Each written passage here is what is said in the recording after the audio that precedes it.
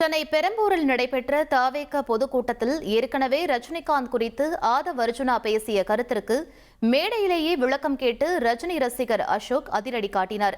சமீபத்தில் ரஜினி ரசிகர் மன்றத்திலிருந்து தவேகாவில் இணைந்த அசோக், ரஜினி குறித்து எது பேசினாலும் கேள்வி எழுப்புவேன் என மேடையில் பேசியது தொண்டர்களிடையே பரபரப்பை ஏற்படுத்தியது. அவர் பயந்தாங்கோலி கிடையாது, போராட்ட குணமுடையவர்.